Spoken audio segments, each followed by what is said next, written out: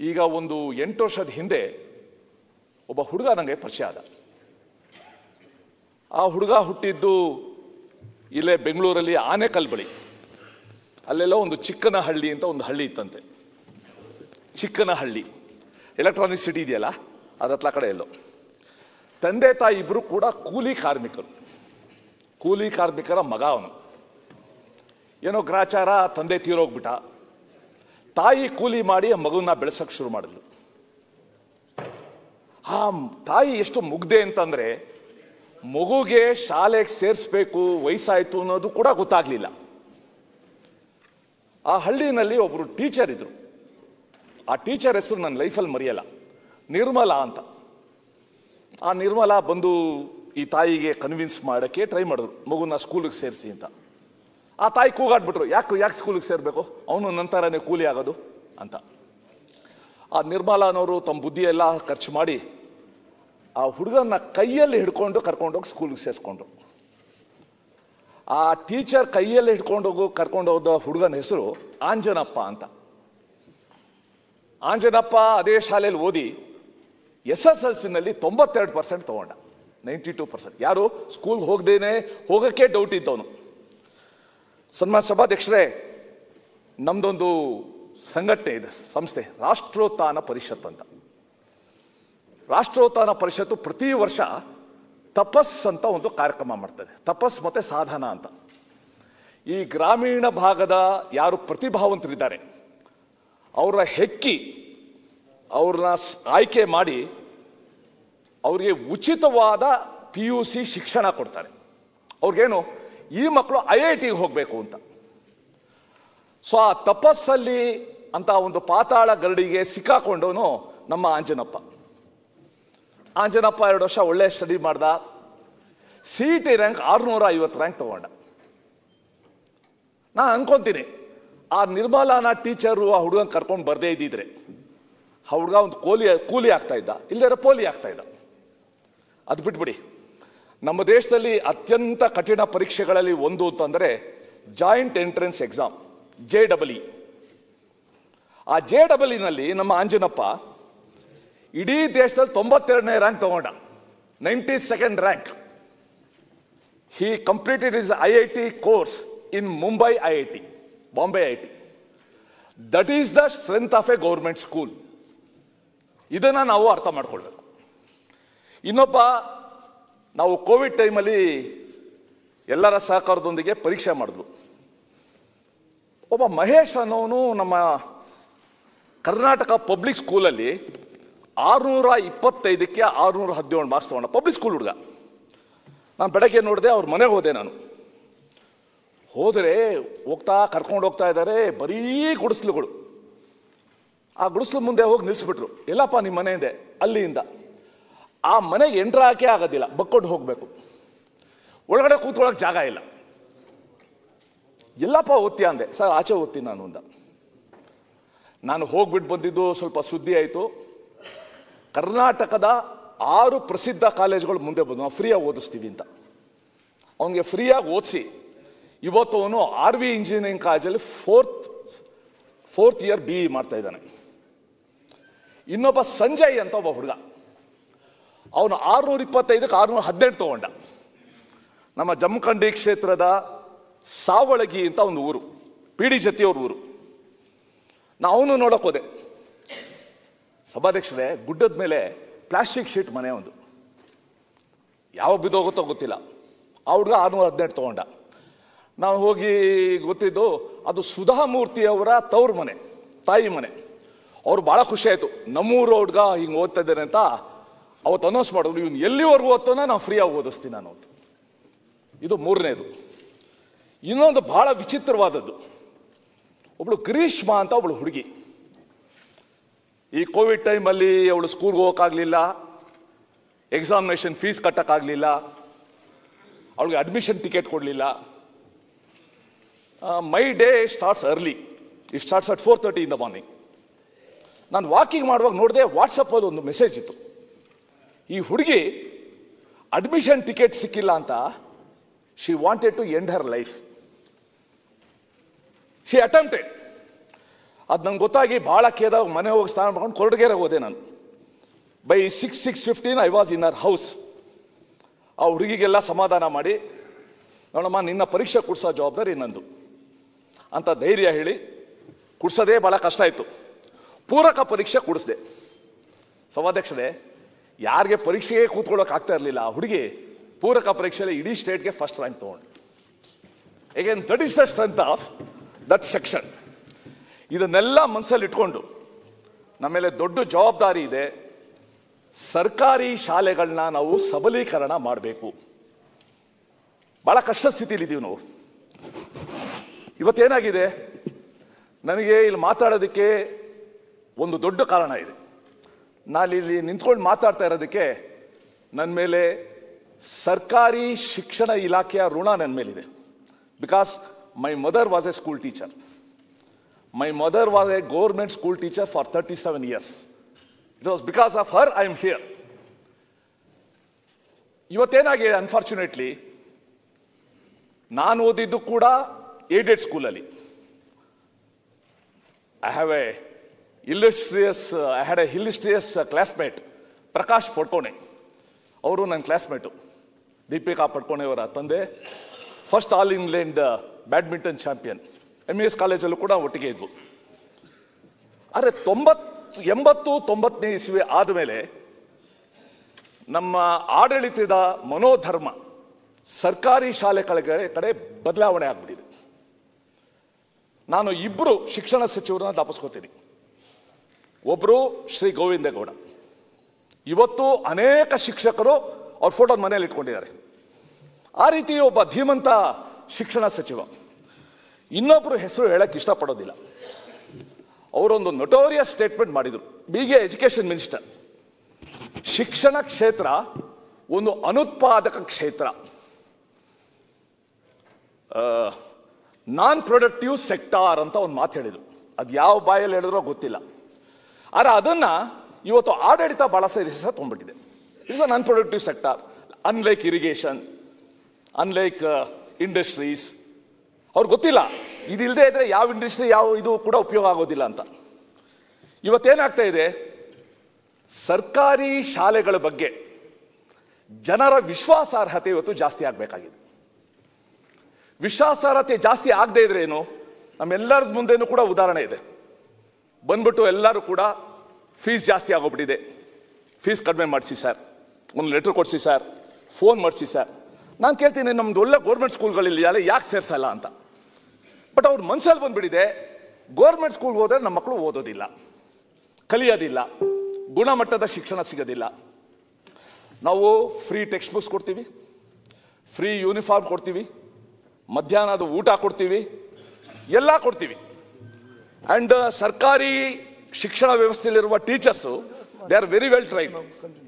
Degree ಇದೆ, BEd ಆಗಿದೆ, TET ಆಗಿದೆ, CET ಇಂದ RK ಬರ್ತಾರೆ, ಒಳ್ಳೆ ಸಂಬಳ ಸಿಗ್ತಾ ಇದೆ. ಗುಂಡೂರಾವ್ ಚೀಫ್ ಮಿನಿಸ್ಟರ್ ಆದಮೇಲೆ ಶಿಕ್ಷಕರಿಗೆ ಒಳ್ಳೆ ಸಂಬಳ ಅನ್ನೋದು ಬಂತು. ಮುಂಚೆ ಶಿಕ್ಷಕ ಬಡ ಶಿಕ್ಷಕ ಅಂತಾನೆ ಹೇಳ್ತಾ ಇದ್ದು, ಅದು ದೇ ವರ್ ಗೋಯಿಂಗ್ ಟುಗೆದರ್. ಇವತ್ತು ಅವೆಲ್ಲ ಇದ್ದಾಗಲೂ ಕೂಡ ನಮ್ಮ ಶಾಲೆಗಳಿಗೆ ಯಾಕೆ ಮಕ್ಕಳನ್ನ ಕಳಿಸ್ತಾ ಇಲ್ಲ? ಇದು ಕಳಿಸ್ತಾ ಇರೋದ್ರಿಂದ ಎರಡು ತೊಂದರೆ ಆಗುತ್ತೆ.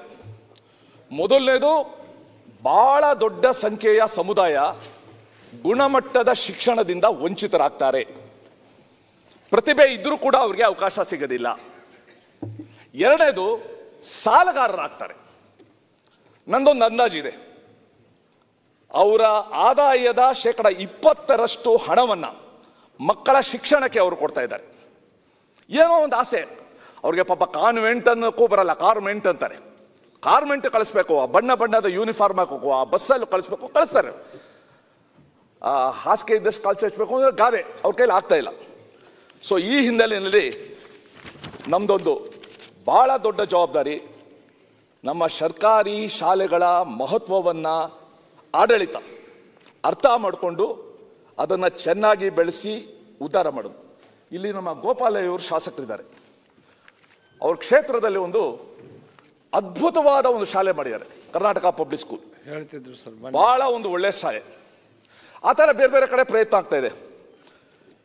ಬೆಂಗಳೂರಿನಲ್ಲಿ ಒಂದು ಕಣ್ವಾ ಡಯಾಗ್ನಿಸ್ಟಿಕ್ಸ್ ಅಂತ ಇದೆ, ಡಾಕ್ಟರ್ ಎಚ್ ಎಂ ವೆಂಕಟಪ್ಪ ಅಂತ, ನಮ್ಮ ಏರಿಯಾದಲ್ಲೇ ಇರೋದು.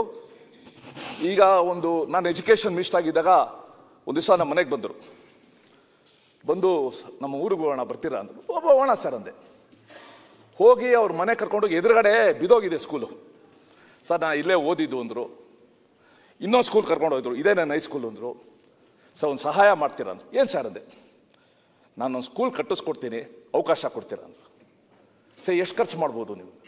ಒಂದು 6 ಕೋಟಿ ರೂಪಾಯಿ ಖರ್ಚು ಮಾಡ್ತೀವಿ ಸರ್. 6 crores ಸರ್, ನೀವು ಖಂಡಿತ ಕಟ್ಟಿ ಹೇಗಾರು ಮಾಡಿ ಒಂದು ಕರ್ನಾಟಕ ಪಬ್ಲಿಕ್ ಸ್ಕೂಲ್ ಕೊಡ್ತೀವಿ, LKG to +2 ಇರೋ ರೀತಿಯಲ್ಲಿ ನಾವು ಮಾಡೋಣ ಅಂದೆ.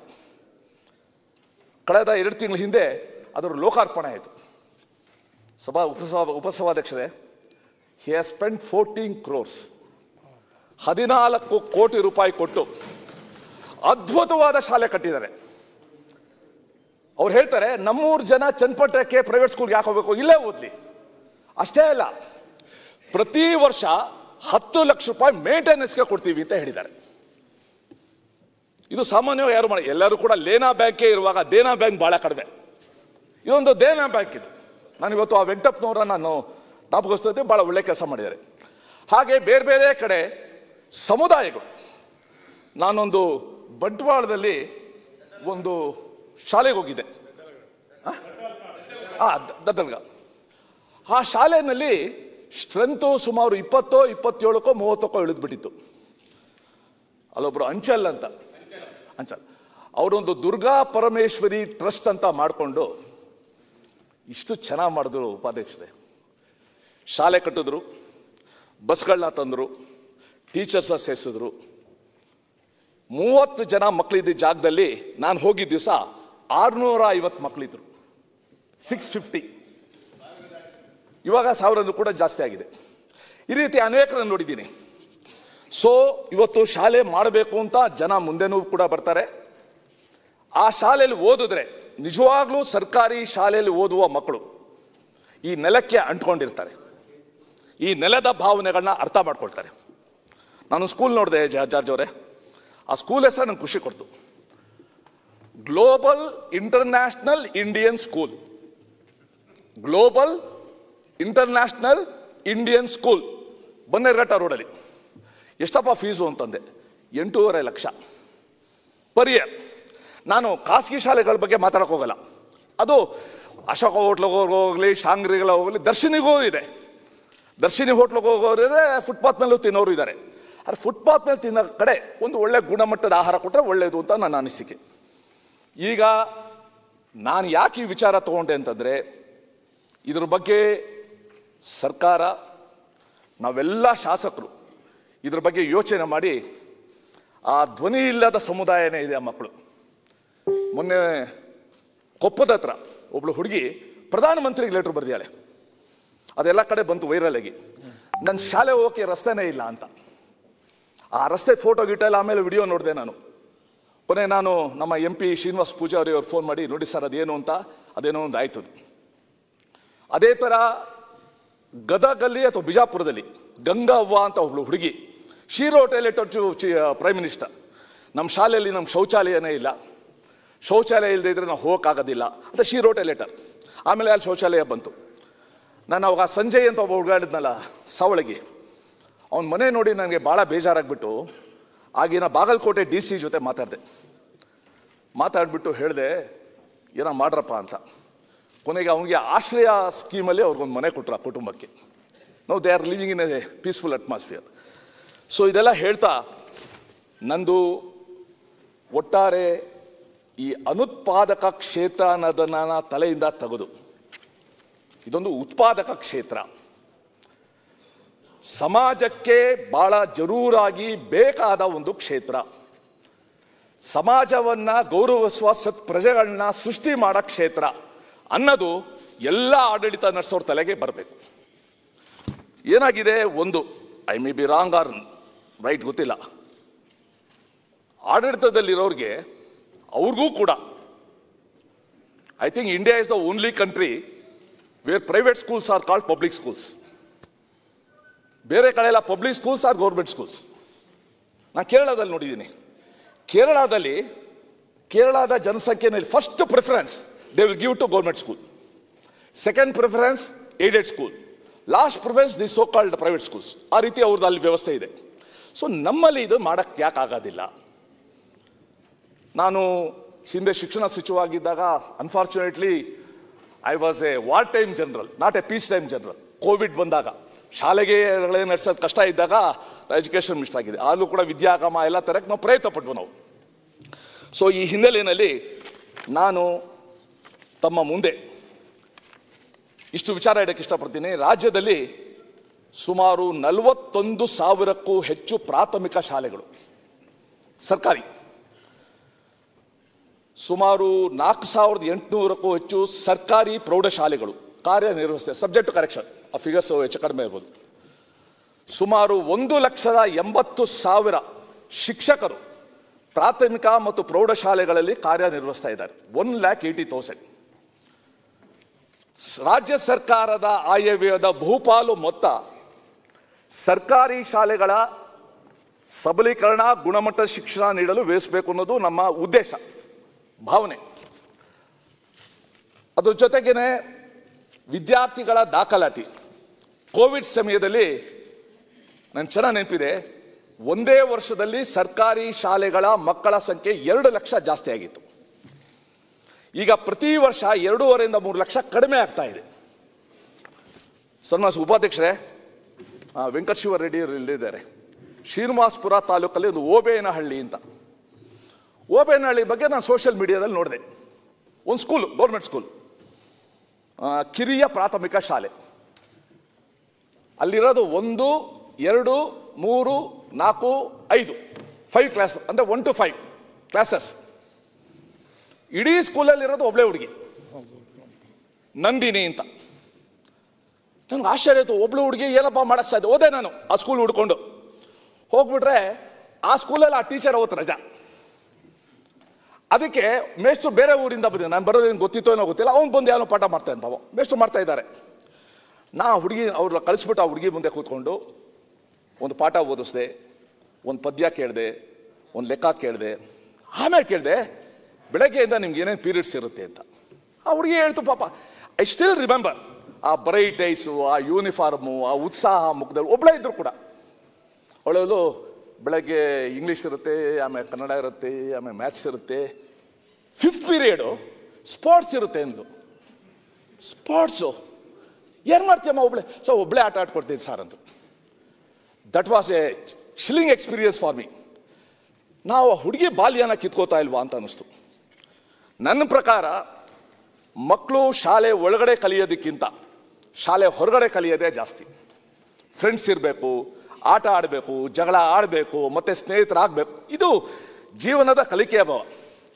ಆಮೇಲೆ ಪಾಟೀಲ್ ಅವರೇ, ಆಶ್ಚರ್ಯ ಏನು ಗೊತ್ತಾ? Even that child does not belong to that school. School ಮುಚ್ಚಿಬಿಡುತ್ತೆ ಅಂತ ಇನ್ನೊಂದು ಮಗುನ ಸಾಲ ತಂದಿದ್ದು ಆ ಸ್ಕೂಲ್ಗೆ. ಹೀಗಾಗ್ಬಿಟ್ರೆ 1 ಮಗು, 2 ಮಗು, 3 ಮಗು ಇಟ್ಕೊಂಡು ಮಾಡಿದ್ರೆ. ಇನ್ನೊಂದು ನೋಡಿದೆ, ಉತ್ತರ ಕನ್ನಡದಲ್ಲಿ ಟೀಚರ್ ಬಲ್ಲೊಡಿತಾರೆ, ಮಗು ಬಂದು ನಿಂತ್ಕೊಳ್ಳುತ್ತೆ, ಟೀಚರ್ ಪ್ರೇಯರ್ ಹೇಳ್ಕೊಡ್ತಾರೆ, ಮಗು ಹೇಳುತ್ತೆ, ಇಬ್ಬರೇ. ಇದು ಯಾವುದೇ ದೃಷ್ಟಿಯಿಂದ ಒಳ್ಳೆಯದಲ್ಲ. ಅದಕ್ಕೆ ನಾವು ಹಿಂದೆ ಯೋಚಿಸಿದ್ವು, ಈಗೇನೋ ಅದನ್ನು ಸರ್ಕಾರವನ್ನು ಕೂಡ ಗಂಭೀರವಾಗಿ ಯೋಚನೆ ಮಾಡ್ತಾ ಇದೆ. ಗ್ರಾಮ ಪಂಚಾಯಿತಿ ಮಟ್ಟದಲ್ಲಿ ಅಥವಾ ಪಂಚಾಯಿತಿ ಮಟ್ಟದಲ್ಲಿ ಒಂದು ಫುಲ್ ಫ್ಲೆಜ್ಡ್ ಸ್ಕೂಲ್ ಆಗಬೇಕು. Full fledged school. It should have teachers for all classes, all subjects. ಜೊತೆಗೆ ನಮ್ಮ ಕ್ರಾಫ್ಟ್ಸು, ಆರ್ಟ್ಸು, ಸ್ಪೋರ್ಟ್ಸು ಏನಿದೆ ಅದಕ್ಕೆಲ್ಲನೂ ಬೇಕು. ಗ್ರೌಂಡ್ ಇರಬೇಕು, ಎಲ್ಲ ಮಾಡಬೇಕು. Instead of going for number of schools, let us introduce transport system. ನಾನು ಸುಳ್ಯ ಹತ್ರ, ಇಲ್ಲಿ ಭಾಗೀರಥಿ ಮುರಳಿಯ ಇದ್ದಾರೆ, ಸುಳ್ಯ ಹತ್ರ, ಸುಳ್ಯ ಕೇರಳ ಬಾರ್ಡ್ರದ್ದು ಒಂದು ಸ್ಕೂಲ್ಗೆ ಹೋಗಿದೆ. ಅಲ್ಲಿ ಒಬ್ಬರು ನಿಜವಾಗ್ಲೂ ಆ committed teacher, I have forgotten her name, Jalajakshi. ಅವರು ನೋಡಿದ್ರಂತೆ ಪ್ರೈವೇಟ್ ಸ್ಕೂಲ್ಗೆಲ್ಲ ಮಕ್ಕಳು ಕಾರಲ್ಲಿ ಹೋಗ್ತಾ ಇರುವಾಗ ವ್ಯಾನಲ್ಲಿ SDMC ಅವ್ರ ಜೊತೆ ಮಾತಾಡಿದ್ರು. ಸರ್, ನಾವೊಂದು ಸೆಕೆಂಡ್ ಹ್ಯಾಂಡ್ ಮಾಡ್ತೀವಿ ಅಂತ ತೊಗೊಂಡ್ರೆ ಮಕ್ಕಳನ್ನ ಕರ್ಕೊಂಬರ್ಬೋದು ಅಂತ. ಓಡಿಸೋರು ಯಾರು? ನಾನು ಓಡಿಸ್ತೀನಿ ಸರ್ ಅಂದ್ಲು ಟೀಚರ್. SDMC ಅಗ್ರಿ, ಒಂದು ಸೆಕೆಂಡ್ ಹ್ಯಾಂಡ್ ಮಾರ್ತೀವಿ ಅಂತ ತೊಗೊಂಡು ನಾವು ಅವ್ರ ಮನೆಗೆ ಹೋಗಿ ಆ ಕಾರಿಂದನೇ ಆ ಮಕ್ಕಳು ಹತ್ಕೊಳ್ಳೋದೆಲ್ಲ ನೋಡೋದಕ್ಕೆ. I went to the school. ಸುಮಾರು 25 ಜನ ಮಕ್ಕಳು, ಇವತ್ತು ಸ್ಟ್ರೆಂತ್ ಜಾಸ್ತಿ ಆಗಿದೆ, ಆ ಮಕ್ಕಳು ಆಕ್ಟಿವಿಟೀಸ್ ನೋಡಿ ಭಾಳ ಖುಷಿ ಆಗ್ಬಿಡ್ತು. ಅಂಥವ್ರನ್ನ ನಾವು ಗುರುತಿಸ್ಬೇಕು ನಾವು. ಸೊ ಹೀಗೆ ಅನೇಕ ಎಲ್ಲ ಇವಾಗ ಆಡಳಿತ ವರ್ಗ, ಶಾಸಕರು ಎಲ್ಲದರಲ್ಲೂ ಕೂಡ ಕೆಲವು ಕೆಲಸ ಮಾಡದಿರೋರು ಇದ್ದೇ ಇರ್ತಾರೆ. ಆದರೆ ಕಮಿಟೆಡ್ ಕೆಲಸ ಮಾಡೋರು ಭಾಳ ಜನ ಇದ್ದಾರೆ. ಅವರಿಗೆ ನಾವು ಬೆನ್ತಟ್ಟಿ ಅವ್ರಿಗೆ ಪ್ರೋತ್ಸಾಹ ಕೊಟ್ಟು ನಾವು ಒಳ್ಳೇದು ಮಾಡಬೇಕು. ನನಗನ್ಸುತ್ತೆ ಎಲ್ಲ ರಾಜ್ಯದಲ್ಲೂ ಒಬ್ಬ APJ ಅಬ್ದುಲ್ ಕಲಾಂ ಬರಬೇಕು. ಎಷ್ಟು ಜನ ಶಾಸಕರು ನಾವು ತೀರ್ಮಾನ ಮಾಡಿದ್ರೆ, ವಾರಕ್ಕೊಂದು ಗೌರ್ಮೆಂಟ್ ಸ್ಕೂಲ್ಗೆ ಹೋದರೆ, ಆ ಮಕ್ಕಳ ಜೊತೆ ಮಾತಾಡಿದ್ರೆ, ಮಕ್ಕಳಿಗೆ ಒಂದಷ್ಟು ಪ್ರೇರಣಾದಾಯಿ ಪ್ರಸಂಗಗಳನ್ನ ಹೇಳಿದ್ರೆ, ಟೀಚರ್ಸ್ಗೆ ಒಂದು ಬೆನ್ತಟ್ಟಿದ್ರೆ, that will be a great contribution. ಅವೇನು ದುಡ್ಡು ಕಾಸು ಖರ್ಚು ಮಾಡೋದೇನು ಅಗತ್ಯ ಇಲ್ಲ. ನೂರಕ್ಕೆ ನೂರು ಸತ್ಯ ಸರ್. ಒಂದು ನಿಮಿಷ ಈಲ್ಡ್ ಆದರೆ ದಯಮಾಡಿ ಹಿರಿಯ ಸದಸ್ಯರು, ಇವತ್ತೇನಾಗಿದೆ ಮಾನ್ಯ ಸಭಾಧ್ಯಕ್ಷರೇ, ಸರ್ಕಾರಗಳು ಬರುತ್ತೆ ಹೋಗುತ್ತೆ ಬೇರೆ ವಿಷಯ. ನನ್ನಲ್ಲೂ ಫಸ್ಟ್ ಗ್ರೇಡ್ ಕಾಲೇಜ್ 7 ಇದೆ. ಇಲ್ಲಿ ರಶ್ಮಿ ಮೇಡಮ್ ಕೂತಿದ್ದಾರೆ, ಬಂದು ನೋಡಿದ್ದಾರೆ. ಇಂಜಿನಿಯರ್ ಕಾಲೇಜು ಮಾಡಿದ್ದೀನಿ. ಇಡೀ ಇಂಡಿಯಾ ದೇಶದಲ್ಲಿ 7 ಪ್ರಥಮ ದರ್ಜೆ ಕಾಲೇಜ್ ಇದ್ದರೆ ನನ್ನ ವಿಧಾನಸಭಾ ಕ್ಷೇತ್ರದಲ್ಲಿದೆ. ಯಾವ ರೀತಿ ನಡೀತು, ನಾವೇನು ಯಾವ ಪ್ರೈವೇಟ್ ಇನ್ಸ್ಟಿಟ್ಯೂಷನ್ ನಡೆಸಿಲ್ಲ. ಆದರೆ ಇವತ್ತಿನ ಸನ್ನಿವೇಶದಲ್ಲಿ ಒಂದು ನೊಂದು ಹೇಳಬೇಕಾಗತ್ತೆ. ಇವತ್ತು ಹೇಳಿದರು 4000 ಇದು ಪ್ರಾಥಮಿಕ ಶಾಲೆ ಮುಚ್ಚೋ ಪರಿಸ್ಥಿತಿ ಇದೆಯಲ್ಲ. ಇವತ್ತು ಪಬ್ಲಿಕ್ಕು ಏನು ಸ್ಕೂಲ್ ಮಾಡಿದರೆ, ನಮ್ಮ ಗೋಪಾಲಯ್ಯನವ್ರು 6 ಕೋಟಿ ಖರ್ಚು ಮಾಡಿರಿ ಅಂತಾರೆ. ನಾನೇ 2 ಕೋಟಿ ಖರ್ಚು ಮಾಡಿದ್ದೀನಿ. ಇವತ್ತು 5 ವರ್ಷ ಆದರೂ 1 ರೂಪಾಯಿ ದುಡ್ಡು ಕೊಟ್ಟಿಲ್ಲ. ಮತ್ತು ಇನ್ನೊಂದು ನೊಂದು ಹೇಳ್ತೀನಿ, ಶಿಕ್ಷಣ ಇಲಾಖೆಯಲ್ಲಿ ಅಜಯ್ ನಾಗಭೂಷಣ್ ಅಂತ ಕಮಿಷನರಿದ್ದರು. ಅವರೊಂದು ಲೆಟ್ರ್ ಬರೆದಿದ್ದಾರೆ, ಓದಬೇಕು, ದಯಮಾಡಿ ತರಿಸಿ. ಯಾವ್ಯಾವ ಇಲಾಖೆ ಕೊಟ್ಟರೆ ಏನು ಅಂತ. ಇವತ್ತು ಲೋಕೋಪಯೋಗಿ ಇಲಾಖೆ ಇದೆ, ಅದಕ್ಕೆ ಕೊಡೋದು ಬಿಟ್ಟು ಶಿಕ್ಷಣ ಇಲಾಖೆಯಲ್ಲೂ ಲೂಟಿ ಮಾಡೋಕ್ಕೆ ನಿಂತವರಲ್ಲ ಸ್ವಾಮಿ. ಇದು ಒಳ್ಳೆಯದಾ? ನಾನೊಂದು ಲೆಟ್ರನ್ನೂ ಬರೆದಿದ್ದೀನಿ. ಸ್ವಾಮಿ PWDಯಿಂದ ಮಾಡಿದ್ರೆ ಎಷ್ಟು, ಇದು ನಿಮ್ಮ ಯಾವುದೈತಪ್ಪ, ಇನ್ನು ಕೆಲವು ಡಿಪಾರ್ಟ್ಮೆಂಟ್ ಹೌಸಿಂಗ್ ಬೋರ್ಡ್ ಇವೆಲ್ಲ ಅವೆಲ್ಲ RDPR ಇದರಲ್ಲಿ ಎಷ್ಟು 30% ಉಳಿಯುತ್ತೆ. 1,30,30,00,000. ಅದನ್ನು ಲೆಟ್ರ್ ಬರೆದ್ರೆ ಕಾರ್ಯದರ್ಶಿ, ನಾನೇನು ಮಾಡಲಿ ಸರ್, ಮಂತ್ರಿಗಳಿಗೆ ಕಳಿಸಿ ಅಂತಾರೆ. ಅಂಥ ಪರಿಸ್ಥಿತಿ ಈ ಕಾರ್ಯದರ್ಶಿಗಳವರಲ್ಲ, ಅವರಿಗೆ ಬರೆಯೋವಂಥ ಸನ್ನಿವೇಶ ಇಲ್ಲ. ಇವತ್ತು ಅಜಯ್ ನಾಗಭೂಷಣ್ ಡೆಲ್ಲಿಗೆ ಹೋಗಿದ್ದಾರೆ, ಅವ್ರನ್ನ ಅಪ್ರಿಷಿಯೇಟ್ ಮಾಡಬೇಕಾಗತ್ತೆ. ತರಿಸಿ ನೋಡಿ ಯಾವ್ಯಾವ ಇಲಾಖೆಯಲ್ಲಿ PWD ಕೊಟ್ಟರೆ ಎಷ್ಟು ಉಳಿಯುತ್ತೆ, ಇದಕ್ಕೆ RDPRಗೆ ಕೊಟ್ಟರೆ ಎಷ್ಟು ಉಳಿಯುತ್ತೆ, ಮತ್ತು ನಿಮ್ಮ ಹೌಸಿಂಗ್ ಬೋರ್ಡಿಗೆ ಕೊಟ್ಟರೆ ಎಷ್ಟು ಉಳಿಯುತ್ತೆ. ಇವತ್ತು ಶಿಕ್ಷಣ ಇಲಾಖೆಯಲ್ಲಿ ಬಡವ್ರ ಮಕ್ಕಳು ಓದೋದು ಸರ್ಕಾರಿ ಕಾಲೇಜ್ನ, ಅದರಲ್ಲೂ ದುಡ್ಡು ಹೊಡೆಯೋ ಪರಿಸ್ಥಿತಿ ಬಂದೈತಲ್ಲ ಸ್ವಾಮಿ. ಬೇರೆ ಯಾವ್ದ್ರಲ್ಲಾರು ಹೊಡ್ಕೊಳ್ಳಿ, ಆಳು ಬಿದ್ದೋಲಿ. ಶಿಕ್ಷಣ ಇಲಾಖೆ ಕೊಟ್ಟಂಥ ಹಣನೂ ಲೂಟಿ ಮಾಡೋಕ್ಕೆ ಹೊರಟವ್ರಿ ಅಂದರೆ ನೊಂದು ಹೇಳ್ಬೇಕಾಯ್ತು. ಇದಕ್ಕಿಂತ ನಾನೇನು ಹೇಳಲ್ಲ. ಮುಂದಿನ ದಿನದಲ್ಲಿ ಖಾಸಗಿ ಹಿಡ್ತಕ್ಕೆ ಹೋಗುತ್ತೆ.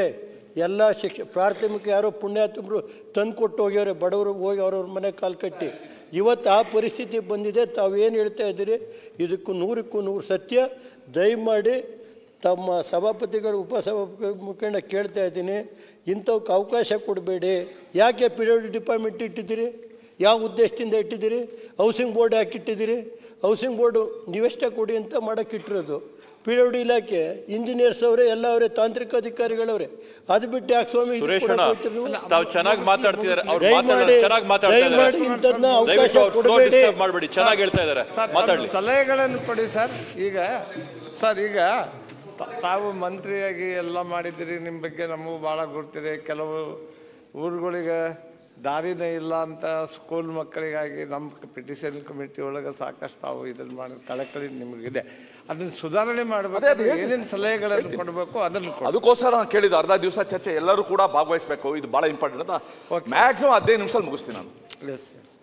ಮೊನ್ನೆ ಉಪಾಧ್ಯಕ್ಷರೇ, ಒಂದು ರಾಜ್ಯ ಅಥವಾ ದೇಶದ ಅಭಿವೃದ್ಧಿನ ಅಳೆಯೋದಕ್ಕೆ GDP ಎಲ್ಲನೂ ಕೂಡ ಇದೆ. ಜೊತೆಗೆ ಒಂದು HDI ಅಂತ ಇದೆ, ಹ್ಯೂಮನ್ ಡೆವಲಪ್ಮೆಂಟ್ ಇಂಡೆಕ್ಸ್ ಅಂತ. ಹ್ಯೂಮನ್ ಡೆವಲಪ್ಮೆಂಟ್ ಇಂಡೆಕ್ಸ್ ಇದು ಒಂದು ವರ್ಲ್ಡ್ ಫಿನಾಮಿನಾ. ಈ ಜಾಗತಿಕ ಸೂಚಕದ ಮೂಲಕನೇ ಒಂದು ರಾಷ್ಟ್ರದ ಮತ್ತು ರಾಜ್ಯದ ಅಭಿವೃದ್ಧಿನ ಅಳೆಯಲಾಗುತ್ತದೆ. ಈ HDI ಸೂಚ್ಯಂಕನ ಅಳೆಯಲು ಇರುವ ಮಾನದಂಡ ಎಂದರೆ ತಲಾದಾಯ, ಶಿಕ್ಷಣ ಮತ್ತು ಮನುಷ್ಯನ ಸರಾಸರಿ ಜೀವಿತಾಯುಷ್ಯ, ಎಷ್ಟು ಆಯುಷ್ಯ ಇರುತ್ತೆ ಅಂತ. ಅಂದರೆ ಶಿಕ್ಷಣ ಒಂದು ದೇಶದಲ್ಲಿ ಎಷ್ಟು ಪ್ರಮುಖ ಪಾತ್ರ ವಹಿಸುತ್ತೆ ಭಾಳ ಸಲ ಅನಿಸುತ್ತೆ ನಮಗೆ ಲಾಸ್ಟ್ ಪ್ರಿಯಾರಿಟಿ ಅಂದರೆ ಶಿಕ್ಷಣ ಆಗೋಗ್ಬಿಟ್ಟಿದೆ. ನಾನು ಇತ್ತೀಚೆಗೆ ಒಂದು ಒಳ್ಳೆ ಪುಸ್ತಕ ಓದಿದೆ ನಾನು, the day the chariot moved ಅಂತ.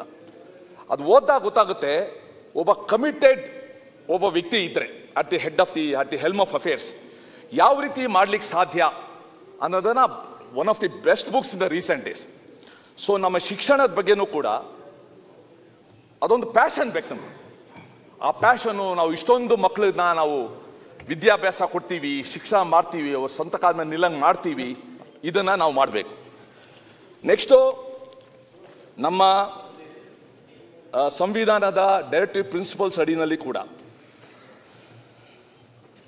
6 ರಿಂದ 14 ವರ್ಷದ ಮಕ್ಕಳಿಗೆ ಉಚಿತ ಕಡ್ಡಾಯ ಶಿಕ್ಷಣ ಇದೆ. ಉಚಿತ ಇದೆ, ಕಡ್ಡಾಯ ಇದೆ. ಬಟ್ ಗುಣಮಟ್ಟದ ಶಿಕ್ಷಣ ಬೇಕು ಅಂತ ಜನ ಅಪೇಕ್ಷೆ ಪಡೋದು. ನಮ್ಮ ಮಕ್ಕಳು ಕೂಡ ಹಂಬಿ ಕಿಸಿ ಸೆ ಕಮ್ ನಹಿ ಅಂತ ಒಂದು ಫಿಲ್ಮ್ ಬಂದಿತ್ತು. ಹಾಗೆ ಬೇರೆ ಶಾಲೆ ಮಕ್ಕಳಿಗೂ ಕೂಡ ಹೋಲಿಸಿದ್ರೆ ನಮ್ಮ ಮಕ್ಕಳು ಕಡಿಮೆ ಇಲ್ಲ ಅನ್ನೋ ಒಂದು ಭಾವನೆ ಇರಬೇಕು.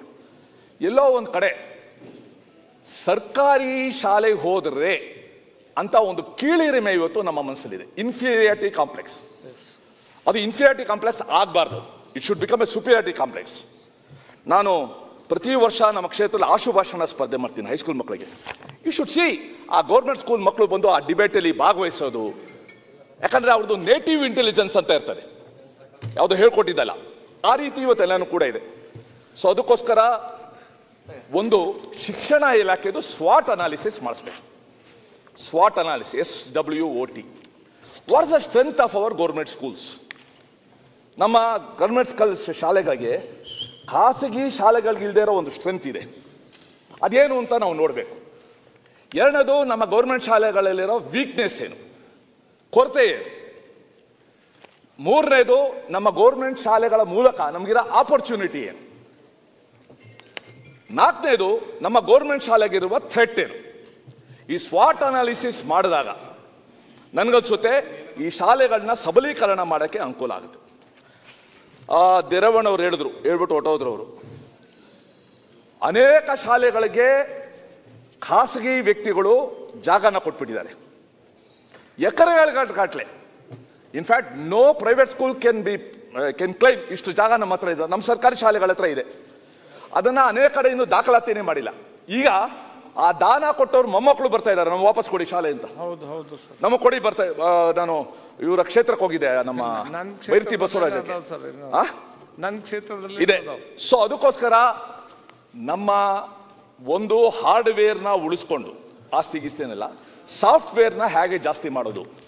ಮತ್ತೆ ಟೀಚರ್ಸಲ್ಲಿ ಕೂಡ ಒಂದು ಇವತ್ತು ಮೋಟಿವೇಶನ್ ಅಗತ್ಯ ಇದೆ. ನಾವು ಸಂಬಳಕ್ಕೋಸ್ಕರ ಕೆಲಸ ಮಾಡ್ತೀವಿ ಅನ್ನೋ ಒಂದು ಮನಸ್ಥಿತಿ ಬಿಟ್ಬಿಡ್ಬೇಕು. ನಾವೊಂದು ಜನರೇಷನ್ಗೋಸ್ಕರ ಕೆಲಸ ಮಾಡ್ತೀವಿ ಅಂತ ಒಂದು ಭಾವನೆ ಬರಬೇಕು. And we have seen very good teachers. Sir, ಈಗ ರಾಧಾಕೃಷ್ಣನ್ ಅವರು ಮೈಸೂರು ಯೂನಿವರ್ಸಿಟಿಯಿಂದ ಬೆನಾರಸ್ಗೆ ಹೊರಟಾಗ ಆ ಶಿಷ್ಯರು ಬಂದು ಅವ್ರ ಮನೆಗೆ 100 ಜನ ಒಂದು ಸಾರೋಟನ್ನು ತಂದು, ಸಾರೋಟ್ಗೆಲ್ಲ ಹೂ ಹಾಕಿ ರಾಧಾಕೃಷ್ಣನ ಅದನ್ನು ಕೂಡಿಸ್ಕೊಂಡು ರೈಲ್ವೆ ಸ್ಟೇಷನ್ವರೆಗೂ ಹೇಳ್ಕೊಂಡು ಹೋಗಿದ್ರು.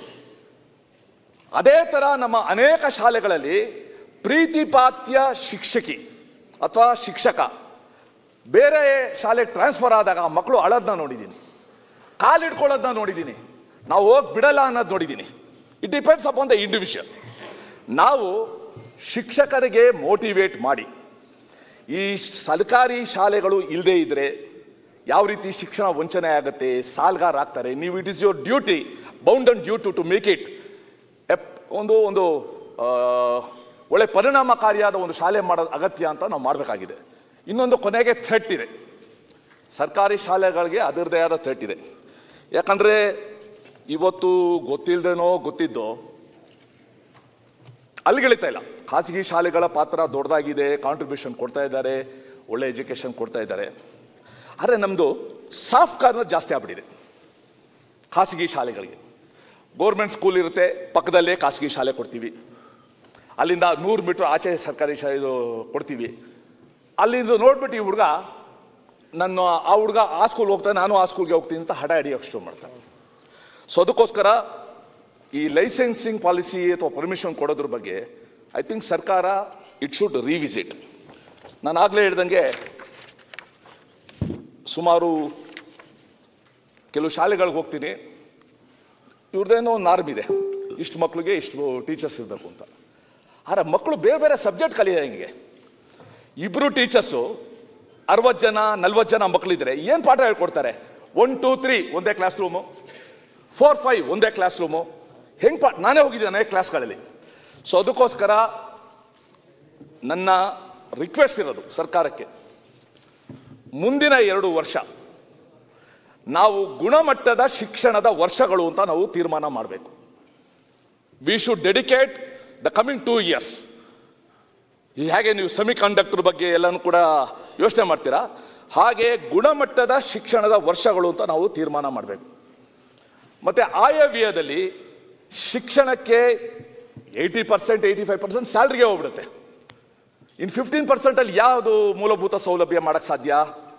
ಈ ಸಂದರ್ಭದಲ್ಲಿ ದೊರೆಸ್ವಾಮಿ ಅಂತ ಒಬ್ಬರು ನಮ್ಮ PS ಕಾಲೇಜ್ ಅವರಿದ್ದರು, PS ಕಾಲೇಜಿನ ಮುಖ್ಯಸ್ಥರು, ನಮ್ಮ ಸರ್ಕಾರ ಇದ್ದಾಗ ಎಜುಕೇಷನ್ ಅಡ್ವೈಸರ್ ಆಗಿದ್ರು. ಅವರೊಂದು ಮೂವ್ಮೆಂಟ್ ಸ್ಟಾರ್ಟ್ ಮಾಡಿದ್ರು, ದತ್ತು ತಗೊಳ್ಳೋದು, ಶಾಲೆಗಳನ್ನ ದತ್ತು ತಗೊಳ್ಳೋದು. Sir, many universities they came forward. ಅವರು ತಗೊಂಡು ನಾವು ಡೆವಲಪ್ ಮಾಡ್ತೀವಿ ಅಂತ ಎಲ್ಲ ಬಂದರು. ಅದು ರೇವಾ ಇರ್ಬೋದು, ನಿಮ್ಮ ಪ್ರೆಸಿಡೆನ್ಸಿ ಇರ್ಬೋದು, ಯಾವುದೋ ಯೂನಿವರ್ಸಿಟಿಗಳು. ಆದರೆ ಅದು ಎಲ್ಲಿ ಮುಂದುವರೆದಿದೆಯಾ, ನಿಂತಿದೆಯಾ, ಎಷ್ಟು ಮಟ್ಟಿಗೆ ಕಾಂಟ್ರಿಬ್ಯೂಷನ್ ಮಾಡಿದ್ದಾರೆ? I request the department to furnish me the detail. ಯಾವ್ಯಾವ ಶಾಲೆಯನ್ನು ದತ್ತು ತೊಗೊಂಡಿದ್ರು, ಎಷ್ಟು ಶಾಲೆಗಳ ಅಭಿವೃದ್ಧಿ ಆಗಿದೆ, ಅದನ್ನು ಮಾಡಬೇಕು ಅಂತ. ಮತ್ತು ಒಂದು ನೈಬರ್ಹುಡ್ ಪಾಲಿಸಿ ಥರ ಪ್ರೈವೇಟ್ ಸ್ಕೂಲವರು ಒಂದು ಗೌರ್ಮೆಂಟ್ ಸ್ಕೂಲ್ನ ಅಡಾಪ್ಟ್ ಮಾಡಿಕೊಂಡ್ರೆ.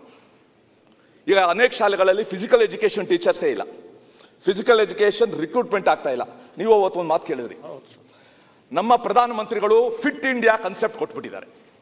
ಇಡೀ ದೇಶ ಫಿಟ್ ಇಂಡಿಯಾ ಆಗಬೇಕು, ಮಕ್ಕಳಿಗೆ ಫಿಸಿಕಲ್ ಆಕ್ಟಿವಿಟೀಸ್ ಹೇಳಬೇಕು, ಅವ್ರ ಆರೋಗ್ಯನ ಅಲ್ಲಿಂದನೇ ಕಲಿಸ್ಬೇಕು ಅನ್ನೋದೊಂದು ಇದೆ. ನಾವು ಫಿಸಿಕಲ್ ಎಜುಕೇಷನ್ ಟೀಚರ್ಸೇ ಇಲ್ಲದೆ ಇದ್ರೆ ಕರೆಕ್ಟಾಗಿ ಅದು ಯಾವುದೋ ಇಂಟರ್ ಸ್ಕೂಲು ಕಾಂಪಿಟೇಷನ್ ಸ್ಟಾರ್ಟ್ ಆಗುತ್ತೆ. ಒಂದು ವಾರಕ್ಕೆ ರೆಡಿ ಆಗಿ ಯಾರೋ ಬರ್ತಾರೆ, ಕಬಡ್ಡಿ ಆಡಿಸ್ತಾರೆ, ಖೋಖೋ ಆಡಿಸ್ತಾರೆ, ಓಡಾಕ್ಸ, ಆಮೇಲೆ ಮುಗಿದೋಯ್ತು ಅದು ಕತೆ. ಸೊ ಅದಕ್ಕೋಸ್ಕರ ಶಾಲಾ ಶಿಕ್ಷಕರ ನೇಮಕಾತಿ, ಶಾಲಾ ಶಿಕ್ಷಕರಿಗೆ ತರಬೇತಿ. ನಾನು ನಿನ್ನೆ ನೋಡ್ತಾ ಇದ್ದೆ, ಡೆನ್ಮಾರ್ಕ್ ಎಜುಕೇಷನ್ ಸಿಸ್ಟಮಲ್ಲಿ ಎಂಪತಿ ಫ್ಯಾಕ್ಟರ್ನ ಇಂಟ್ರೊಡ್ಯೂಸ್ ಮಾಡಿದ್ದಾರೆ. ವಾರಕ್ಕೊಂದು ದಿವಸ ಮಕ್ಕಳಿಗೆ ಬೇರೆಯವ್ರ ಬಗ್ಗೆ, ಅದು ಸಹಾನುಭೂತಿ ಅನುಕಂಪಕ್ಕಿಂತ ಇನ್ನೊಂದು ಹೆಜ್ಜೆ ಮುಂದೆ, ನಾವು ಯಾವ ರೀತಿ ಕಷ್ಟ ಇದ್ದವ್ರಿಗೆ ಸಹಾಯ ಮಾಡೋದು, ಎಂಪತಿ ಕ್ಲಾಸ್. ಈ ರೀತಿ ಮಕ್ಕಳಿಗೆ ಆ ಮೌಲ್ಯಗಳನ್ನ ಬಿತ್ತೋ ಬಗ್ಗೆನೂ ಕೂಡ ನಾವು ಟೀಚರ್ಸ್ಗೆ ನಾವು ಟ್ರೈನಿಂಗ್ ಕೊಡಬೇಕು. ಮತ್ತು ವಿಶೇಷವಾಗಿ ನಿಮ್ಮ ಸೆನ್ಸಸ್ಸು, ನಿಮ್ಮ ರೇಷನ್ ಕಾರ್ಡು, ನಿಮ್ಮ ಎಲೆಕ್ಷನ್ ಇದಕ್ಕೆ ಎಲ್ಲದಕ್ಕೂ ಕೂಡ ಸರ್ಕಾರಿ ಶಾಲಾ ಶಿಕ್ಷಕರೇ ಯಾಕೆ ಬೇಕು? ಅವರು ಶಿಕ್ಷಣ ನೀಡೋದು ಬಿಟ್ಬಿಟ್ಟು ಬೇರೆ ಎಲ್ಲ ಮಾಡಬೇಕು. ಅವಾಗ ತರಕಾರಿ ತರಬೇಕು, ಹೆಚ್ಚಿಸ್ಬೇಕು, ಅಡುಗೆ ಮಾಡಿಸ್ಬೇಕು, ಇನ್ಯಾವುದೋ ಮೀಟಿಂಗ್ ಹೋಗ್ಬೇಕು, ವಾರಕ್ಕೆ 2 ಮೀಟಿಂಗು. ಸೊ ಅದಕ್ಕೋಸ್ಕರ ಶಿಕ್ಷಣ ನೀಡೋದ್ರ ಬಗ್ಗೆನೇ ಅವ್ರಿಗೆ ಕಂಪ್ಲೀಟ್ ಜವಾಬ್ದಾರಿ ಕೊಟ್ಟು ಮಾಡಬೇಕು. ಮೊನ್ನೇನೋ ಒಂದು ತೊಗೊಂಡ್ರಿ, ಇಷ್ಟು % ಕಡಿಮೆ ಬಂದರೆ ಆ ಶಿಕ್ಷಕರಿಗೆ ಪನಿಷ್ಮೆಂಟು ನಾವು ಕೊಡೋದು ಅಂತ ಪೇಪರಲ್ಲಿ ಓದಿದೆ ನಾನು.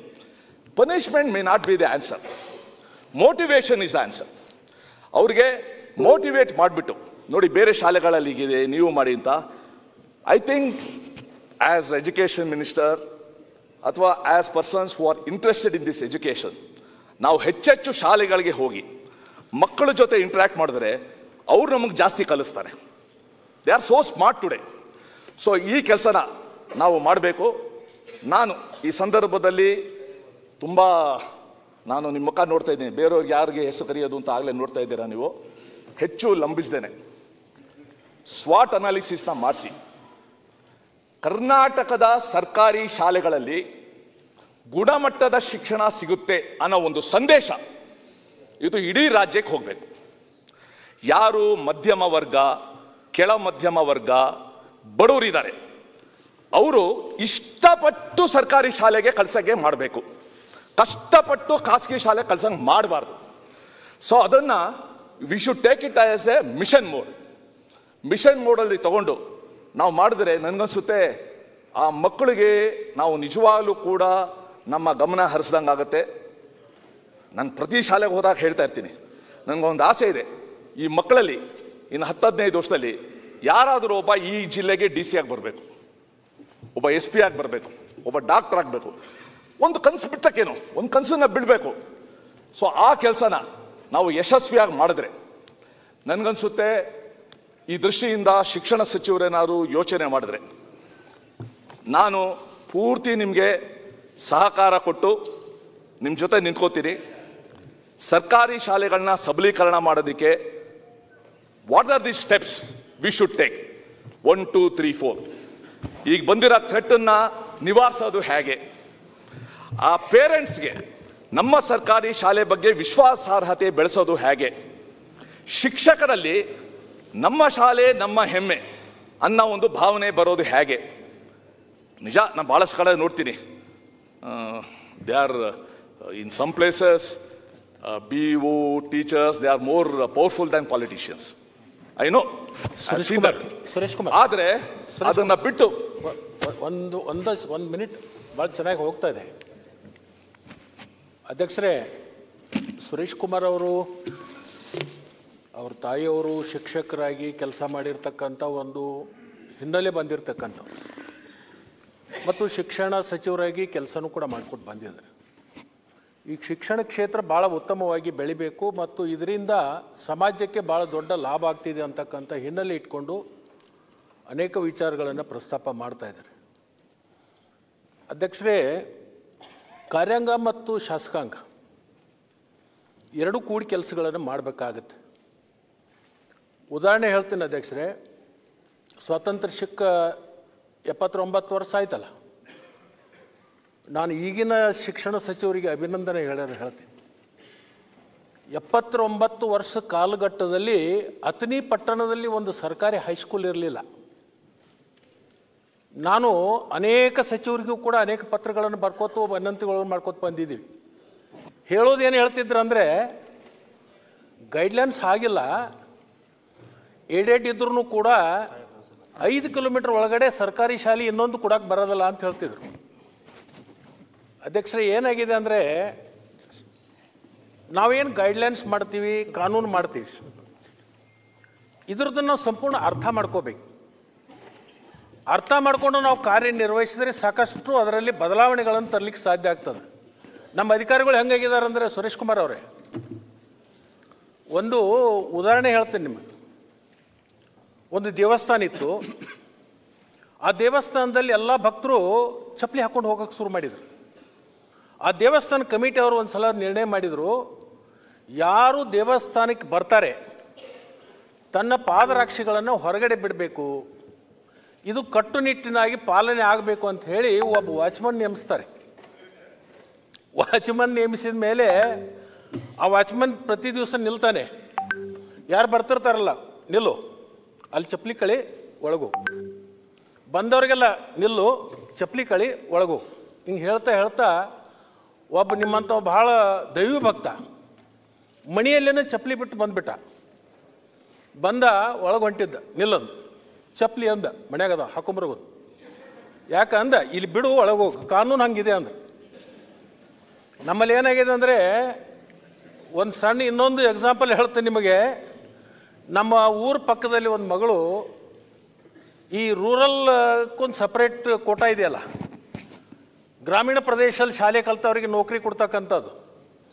ಆ ಹೆಣ್ಮಗುಗೆ ತನ್ನ ಊರಲ್ಲಿ ಶಾಲೆ ಇರಲಿಲ್ಲ, ಅಥಣಿಗೆ ಬರ್ತಾಳೆ. ಅಥಣಿಗೆ ಬಂದು ಕೇಳಿದ ಒಂದು ಸೊಸೈಟಿ ಒಳಗೆ ಒಂದು ಅಡ್ಮಿಷನ್ ಮಾಡ್ತಾಳೆ. ಅಡ್ಮಿಷನ್ ಮಾಡಿ ನಂತರ ಒಂದೇ ತಿಂಗಳದಾಗ ಅವ್ರ ಊರೊಳಗೊಂದು ಶಾಲೆ ಶುರು ಆಗತ್ತೆ, ಶಿವನಪಟ್ರೆ. ಅಲ್ಲಿಂದ ಮತ್ತೆ ವಾಪಸ್ ತೆಗೆದು ಬರೀ 1 ತಿಂಗಳು ಅಲ್ಲಿಂದ ಏನು ಹೆಸರು ಹೆಚ್ಕೊಂಡು ದಾಖಲು ಮಾಡ್ಕೊಂಡು ಕಳಿಯಾಕೈತಲ್ಲ, ಅದನ್ನ ಕಿತ್ಕೊಂಡು ತಿರುಗಿ ತನ್ನ ಸರ್ಕಾರಿ ಶಾಲೆ ಹೋಗ್ತಾರೆ. ಆಕೆಗೆ ಪಾಪ ಮಣ್ಣು ನೌಕರಿ ಸಿಕ್ಕಿದೆ ಅವ್ರ ಊರಲ್ದೊಳಗೆ. ಇವ್ರ ಅಧಿಕಾರಿಗಳು ಏನು ಹೇಳ್ತಾ ಇದ್ದಾರೆ ಅಂದರೆ, 1 ತಿಂಗಳಲ್ಲಿ ಸರ್ಕಾರಿ ಅಥಣಿ ಪಟ್ಟಣದಾಗ ಕಲ್ತಿಯಲ್ಲ ಅಂತ ಕೇಳ್ತಾರೆ. ಅಂದರೆ ಇಂಥವು ಅರ್ಥ ಮಾಡ್ಕೊಳ್ಳದೆ ಇರ್ತಕ್ಕಂಥದ್ದು ಅನೇಕ ಘಟನೆಗಳದಾವೆ. ನೀವು ಸಾಕಷ್ಟು ಅನುಭವಿಗಳಿದ್ದೀರಿ, ಅದರ ಬಗ್ಗೆ ಶಿಕ್ಷಣ ಕ್ಷೇತ್ರದೊಳಗೆ ಸಾಕಷ್ಟು ಕೆಲಸನೂ ಮಾಡಿದಿರಿ. ಬಟ್ ಇಂಥದ್ರ ಬಗ್ಗೆನೂ ಸ್ವಲ್ಪ ಅಧಿಕಾರಿಗಳಿಗೆ ಅರಿವು ಬರೋ ನಿಟ್ಟಿನಲ್ಲಿನೂ ಒಂದು ಸ್ವಲ್ಪ ಹೇಳ್ರಿ. ಸನ್ಮಾನ್ಯ ಸಭಾಧ್ಯಕ್ಷರೇ, ನಾನು ಶಿಕ್ಷಣ ಸಚಿವರಾದ ಮಧು ಬಂಗಾರಪ್ಪರಲ್ಲಿ ಒಂದು ಮನವಿ ಮಾಡ್ಕೊಳ್ತೀನಿ. It's the need of the hour. ಬೇರೆ ಬೇರೆ ರಾಜ್ಯಗಳ ಬೆಸ್ಟ್ ಪ್ರಾಕ್ಟೀಸಸ್ ಇನ್ ಗೌರ್ಮೆಂಟ್ ಸ್ಕೂಲ್ಸ್ನ ನಾವು ಅಡಾಪ್ಟ್ ಮಾಡ್ಕೊಳ್ಬೇಕು. ಎಜುಕೇಷನ್ ಮಿನಿಸ್ಟರ್ ಆಗಿದ್ದಾಗ ನಿಮ್ಗೆ ಗೊತ್ತಿರ್ಬೋದು, ಭಾಳ ಜನ ಮಕ್ಕಳು ನೀರೇ ಕುಡಿಯೋದಿಲ್ಲ. ಈ ಡಿಹೈಡ್ರೇಷನ್ ಅನ್ನೋದು ಸಾಮಾನ್ಯವಾದ ಸಂಗತಿ ಆಗಿಬಿಟ್ಟಿದೆ. ಅದಕ್ಕೆ ಕೇರಳದಲ್ಲಿ ವಾಟರ್ ಬೆಲ್ ಅಂತ ಒಂದು ಶುರು ಮಾಡೋದು. ಕೇರಳ ಸ್ಕೂಲ್ಸಲ್ಲಿ ಪ್ರತಿ 2 ಗಂಟೆಗೆ ಒಂದು ಬೆಲ್ ಹೊಡಿತಾರೆ, ಮಕ್ಕಳು ನೀರು ಕುಡಿಬೇಕು, ನಿರ್ಜಲೀಕರಣ ಆಗಬಾರ್ದು. We introduce that. ಅದು ಇವಾಗ ಶಾಲೆನಲ್ಲಿ ಇದೆಯಾ, ಒಂದ್ಸಲ ನೋಡಿ. ಮತ್ತೆ ಕೇರಳದಲ್ಲಿ ಇನ್ನೊಂದು ಮಾಡಿದ್ದಾರೆ, ಲಾಸ್ಟ್ ಬೆಂಚ್ ಸ್ಟೂಡೆಂಟ್ ಇರಬಾರ್ದು ಅಂದ್ಬಿಟ್ಟು ಯು ಟೈಪು. ನಮ್ಮ ರಾಜ್ಯದಲ್ಲೂ ಕೂಡ ಭಾಳಷ್ಟು ಕಡೆ ಇದೆ. ಈ ರೀತಿ ಒಂದಷ್ಟು ಬೆಸ್ಟ್ ಪ್ರಾಕ್ಟೀಸಸ್ನ ತಂದು ನಮ್ಮ ರಾಜ್ಯದಲ್ಲಿ ಈ ಸರ್ಕಾರಿ ಶಾಲೆಗಳಿಗೆ ನಾವು ಮಾಡಬೇಕು. ಜೊತೆಗೆ ಎಲ್ಲರೂ ಕೂಡ ಹೇಳ್ತಾ ಇರ್ತಾರೆ, ಈ ನೇಮಕಾತಿ ಪ್ರೊಸೆಸ್ನ ಬೇಗ ಮಾಡಬೇಕು ನಾವು. ಮತ್ತು ಸರ್, ಈ ಅತಿಥಿ ಶಿಕ್ಷಕರು ಅಂತ ಒಂದು ಕನ್ಸೆಪ್ಟ್ ಇದೆ ನಮ್ಮ ಹತ್ರ. If I am right, there are over 73,000 ಅತಿಥಿ ಶಿಕ್ಷಕರು, ನಿಯರ್ಲಿ 70,000 ಹೈಸ್ಕೂಲ್ ಇದು ಪುಟ್ಟಗಿದೆ. ನಮ್ಮಲ್ಲಿ ಅತಿಥಿ ದೇವೋ ಭವ ಅಂತೀವಿ. ಆ ಅತಿಥಿ ಶಿಕ್ಷಕರನ್ನ ನೋಡ್ಕೊಳ್ಳೋ ಸ್ಥಿತಿ, ಅವ್ರಿಗೆ ಸಂಬಳ ಯಾವ ಬರುತ್ತೆ, ಎಷ್ಟು ಬರುತ್ತೆ ಅಂತ ಗೊತ್ತಿಲ್ಲ. And there are trained also. ಈ ನಲಿ ಕಲಿಗೆ ನೀವು ಅತಿಥಿ ಶಿಕ್ಷಕರನ್ನ ಕಳಿಸಿದ್ರೆ ಆ ನಲಿ ಕಲಿನಲ್ಲಿ ಏನು ಟ್ರೈನಿಂಗ್ ತೊಗೊಂಡಿರ್ತಾರೆ ಅವರು. ಸೊ ಈ ದೃಷ್ಟಿಯಿಂದ ನೇಮಕಾತಿ ಬಗ್ಗೆ ನೀವು ಒಂದು ಶುರು ಮಾಡಬೇಕು. ಮತ್ತು ನಮ್ಗೆ ಇನ್ನೂ ಕೂಡ NEP ಮತ್ತು SCP ನಡುವೆ ಏನು ವ್ಯತ್ಯಾಸ ಇದೆ, SCPದು ನಮಗೆಲ್ಲ ಒಂದು ಕೊಟ್ಟಿದ್ದಿದ್ರೆ ಮಾತಾಡೋಕ್ಕೆ ಅನುಕೂಲ ಆಗ್ತಾಯಿತ್ತು. ಒಂದೇನೋ ಒಂದು ಶಾಲೆಗಳಲ್ಲಿ ಒಂದು ನಿರ್ದಿಷ್ಟವಾಗಿ ನಮ್ಮ ಎಜುಕೇಷನ್ ಪಾಲಿಸಿ ಏನು ಅನ್ನೋದು ಒಂದೇ ನಮಗೆ ಗೊತ್ತಾಗಬೇಕು. ನಾನು ಆಗಲೇ ಹೇಳ್ದಂಗೆ 2016 2016 ಸರ್ಕಾರಿ ಶಾಲೆಗಳಲ್ಲಿ ಗುಣಾತ್ಮಕ ಶಿಕ್ಷಣಕ್ಕೆ ಸಂಬಂಧಿಸಿದಂತೆ, ಸರ್ ಪಟ್ಟಣ್ಣವರೇ ಹೇಳ, ಸರ್ಕಾರಿ ಶಾಲೆಗಳಲ್ಲಿ ಗುಣಾತ್ಮಕ ಶಿಕ್ಷಣಕ್ಕೆ ಸಂಬಂಧಿಸಿದಂತೆ ಉತ್ತಮ ಕಲಿಕಾ ವಾತಾವರಣವನ್ನು ಸೃಷ್ಟಿಸಿ ಶಾಲೆಗಳಲ್ಲಿ ಕಲಿಕೆಯನ್ನು ಕೇಂದ್ರ ಬಿಂದುವನ್ನಾಗಿಸಲು ಸಾಧ್ಯವಾಗಬಹುದಾದ ರೀತಿಯಲ್ಲಿ ಶಿಕ್ಷಣ ವ್ಯವಸ್ಥೆಯನ್ನು ಪುನರ್ರಚಿಸುವುದು ಇಂದಿನ ತುರ್ತು ಅಗತ್ಯ. ದಿನದಿಂದ ದಿನಕ್ಕೆ ತೀರಾ ದುರ್ಬಲ ಸ್ಥಿತಿ ಮುಟ್ಟುತ್ತಿರುವ ಸರ್ಕಾರಿ ಶಾಲೆಗಳ ಸಬಲೀಕರಣವಾಗದ ಹೊರತು ಉಚಿತ ಮತ್ತು ಕಡ್ಡಾಯ ಶಿಕ್ಷಣದ ಉದ್ದೇಶ ಸಫಲವಾಗುವುದಿಲ್ಲ ಎಂಬುದನ್ನು ಅರಿತ ಕರ್ನಾಟಕ ಸರ್ಕಾರ, ಶ್ರೀ ಸಿದ್ದರಾಮಯ್ಯನವರು ಮುಖ್ಯಮಂತ್ರಿ ಆಗಿದ್ದಾಗ ಜೂನ್ 2016 ಸರ್ಕಾರಿ ಶಾಲೆಗಳ ಸಬಲೀಕರಣ ಸಮಿತಿಯೊಂದನ್ನು ರಚಿಸಿತ್ತು. ಆ ಸಮಿತಿ ಒಂದು ವರದಿ ಕೊಟ್ಟರು, ಸುಮಾರು 25 ಶಿಫಾರಸುಗಳನ್ನ ಕೊಟ್ಟರು. ಅದರಲ್ಲಿ ಕೇವಲ ಕೆಲವು ಶಿಫಾರಸು ಹೇಳ್ತೀವಿ. ಮೊದಲನೇ ಶಿಫಾರಸು, ಮಕ್ಕಳ ಜೀವ ರಕ್ಷಣಾ ದೃಷ್ಟಿಯಿಂದ ಪೋಷಕರು ತಮ್ಮ ಮಕ್ಕಳನ್ನು ಸರ್ಕಾರಿ ಶಾಲೆಗಳಿಗೆ ನಿರಾಳವಾಗಿ ಕಳುಹಿಸುವ ವಾತಾವರಣ ಸೃಷ್ಟಿಯ ಅಗತ್ಯತೆಯಿಂದ ದುಸ್ಥಿತಿಯಲ್ಲಿರುವ ಎಲ್ಲ ಶಾಲಾ ಕೊಠಡಿಗಳನ್ನು ತುರ್ತಾಗಿ ನವೀಕರಣಗೊಳಿಸಬೇಕು ಮತ್ತು ಸರ್ಕಾರಿ ಶಾಲೆಗಳಲ್ಲಿ ಖಾಲಿ ಇರುವ ಶಿಕ್ಷಕರ ಹುದ್ದೆಗಳನ್ನು ಭರ್ತಿ ಮಾಡಲು ತುರ್ತು ಕ್ರಮ ಕೈಗೊಳ್ಳಬೇಕು. ಇದು ಮುಖ್ಯಮಂತ್ರಿಗಳೇ ರಚಿಸಿದ ಸಮಿತಿ ಕೊಟ್ಟಿರೋ ಶಿಫಾರಸು. ಎರಡನೇದು, ಸರ್ಕಾರಿ ಕಿರಿಯ ಹಿರಿಯ ಪ್ರಾಥಮಿಕ ಶಾಲೆಗಳಲ್ಲಿ ಪೂರ್ವ ಪ್ರಾಥಮಿಕ ತರಗತಿಗಳನ್ನು ತಕ್ಷಣ ಪ್ರಾರಂಭಿಸಬೇಕು. LKG UKG ಕ್ಯಾಚ್ಮೆಂಟ್ ಏರಿಯಾ ಆಗುತ್ತೆ. ಮೂರನೇದು, ಸರ್ಕಾರಿ ಶಾಲೆಗಳಲ್ಲಿ ಶಿಕ್ಷಕರನ್ನು ಪ್ರಧಾನವಾಗಿ ಕಲಿಕೆಗೆ ಮಾತ್ರ ತೊಡಗಿಸಿಕೊಂಡು ಎಲ್ಲ ರೀತಿಯ ಕಲಿಕೇತರ ಕೆಲಸಗಳಿಂದ ಅವರನ್ನು ಸಂಪೂರ್ಣ ಮುಕ್ತಗೊಳಿಸಬೇಕು. ನಾಲ್ಕನೇದು, ಸರ್ಕಾರಿ ಶಾಲೆಗಳ ಗುಣಮಟ್ಟ ಸುಧಾರಿಸಲು ಪ್ರತಿ ಶಾಲೆಗೂ ಕನಿಷ್ಠ ಪ್ರತಿ ತರಗತಿಗೆ ಒಬ್ಬ ಶಿಕ್ಷಕ, ಪ್ರತಿ ವಿಷಯಕ್ಕೊಬ್ಬ ಶಿಕ್ಷಕ ನೇಮಕಾತಿಯ ಅಗತ್ಯವಿದೆ. ಮಕ್ಕಳ ಶಿಕ್ಷಕರ ಆದರ್ಶ ಅನುಪಾತ ಮುಟ್ಟುವವರೆಗೆ ಕನಿಷ್ಠ ವಿಷಯವಾರು ಬೋಧನೆಯ ಪ್ರಮಾಣದ ಅನುಪಾತವನ್ನೂ ಗಮನಿಸಿ ಶಿಕ್ಷಕರನ್ನು ಒದಗಿಸಬೇಕು. 5, ಶಿಕ್ಷಕರು ಸಕ್ರಿಯವಾಗಿ ಕಲಿಕಾ ಪ್ರಕ್ರಿಯೆಯಲ್ಲಿ ತೊಡಗಿಸಿಕೊಂಡು ತಮ್ಮ ವೃತ್ತಿ ನೈಪುಣ್ಯತೆಯನ್ನು ಉನ್ನತೀಕರಿಸಿಕೊಳ್ಳಲು ಕಾಲಕಾಲಕ್ಕೆ ಸೂಕ್ತ ಮಾರ್ಗದರ್ಶನ, ತರಬೇತಿ, ಅನುಪಾಲನೆಗೆ ಪೂರಕವಾದ ಬೆಂಬಲ ವ್ಯವಸ್ಥೆಗಳನ್ನು ಬಲವರ್ಧನೆಗೊಳಿಸುವುದು. 6, ಶಿಕ್ಷಣದಲ್ಲಿ ICT ಮಾಹಿತಿ ಸಂವಹನ ತಂತ್ರಜ್ಞಾನ ಭಾಗವಾಗಿ ಸರ್ಕಾರಿ ಶಾಲೆಗಳಲ್ಲಿ ಹೊಸ ತಂತ್ರಜ್ಞಾನಗಳನ್ನು, ನಮ್ಮಲ್ಲಿ ಅನೇಕ ಕಡೆ ಅಟಲ್ ಟಿಂಕರಿಂಗ್ ಸೆಂಟರ್ಸ್ನ ನಾವು ಮಾಡಿದ್ದೀವಿ. ನಾವು ಅದು ಭಾಳ ಅನುಕೂಲವೂ ಆಗಿದೆ. ಆ ರೀತಿ ಹೊಸ ತಂತ್ರಜ್ಞಾನಗಳನ್ನು ಲೈಬ್ರರಿ, ಬುಕ್ ಇತ್ಯಾದಿ ಕಾಲೋಚಿತ ತಂತ್ರಜ್ಞಾನ ಅಳವಡಿಕೆ ಮತ್ತು ತಾಂತ್ರಿಕ ವಿಧಾನಗಳನ್ನು ಅಳವಡಿಸಿಕೊಳ್ಳುವುದು. ಶಿಫಾರಸು 7, ಇಂಗ್ಲಿಷ್ ತರಬೇತಿ ಪಡೆದ ಶಿಕ್ಷಕರಿಂದ ಸರ್ಕಾರಿ ಶಾಲೆಗಳಲ್ಲಿ 1ನೇ ತರಗತಿಯಿಂದಲೇ ಇಂಗ್ಲಿಷ್ ಅನ್ನು ಒಂದು ಭಾಷೆಯಾಗಿ ಪರಿಣಾಮಕಾರಿಯಾಗಿ ಕಲಿಸಬೇಕು, ಸ್ಪೋಕನ್ ಇಂಗ್ಲಿಷ್. 8, ಸರ್ಕಾರಿ ಶಾಲೆಗಳಲ್ಲಿ ಶಾಲಾಭಿವೃದ್ಧಿ ಮೇಲುಸ್ತುವಾರಿ ಸಮಿತಿಗಳನ್ನು ಬಲಪಡಿಸಿ ಸರ್ಕಾರಿ ಹಾಗೂ ಸರ್ಕಾರಿ ಅನುದಾನಿತ ಶಾಲೆಗಳನ್ನು ನೆರೆಹೊರೆಯ ಸಮಾನ ಶಾಲೆಗಳನ್ನಾಗಿ ಪರಿವರ್ತಿಸಲು ತುರ್ತು ಕ್ರಮ ವಹಿಸುವುದು. ಸರ್, ನಮ್ಮ ಅರ್ಜಿ ಸಮಿತಿ ಸದಸ್ಯ ನಾನು. ನಿಮ್ಮ ಸುಳ್ಯ ಕ್ಷೇತ್ರದಿಂದ SDMC ಅವರು ಒಂದು ಲೆಟರ್ ಬರೆದು ನಮ್ಮ ಮಕ್ಕಳು ಶಾಲೆ ಹೋಗೋದು ಎಷ್ಟು ಕಷ್ಟ ಆಗ್ತಾ ಇದೆ ಅಂತ ವಿವರಿಸಿದ್ರು. ನಾನು ಹೋದರೆ ದೊಡ್ಡ ಹೊಳೆ, ಆ ಹೊಳೆ ತುಂಬಿಟ್ರೆ ಮಕ್ಕಳು ಶಾಲೆಗೆ ಹೋಗೋಕ್ಕಾಗೋದಿಲ್ಲ. ಪಕ್ಕದಲ್ಲಿ ಒಂದು ರೈಲ್ವೆ ಟ್ರ್ಯಾಕು, ಆ ರೈಲ್ವೆ ಟ್ರ್ಯಾಕು ಕರ್ರವಾಗಿ ಬರ್ತದೆ. ರೈಲ್ವೆ ಟ್ರ್ಯಾಕಲ್ಲೇ ಮಕ್ಕಳು ಹೋಗಬೇಕು, ಬರಬೇಕು. ಆ ಕುಟುಂಬದವರು ಕೂಡ ರೇಷನ್ನು, ನಿಮ್ಮ ಗ್ಯಾಸ್ ಸಿಲಿಂಡ್ರು ಎಲ್ಲ ಅದರಲ್ಲೇ ತೊಗೊಂಡೋಗ್ಬೇಕು.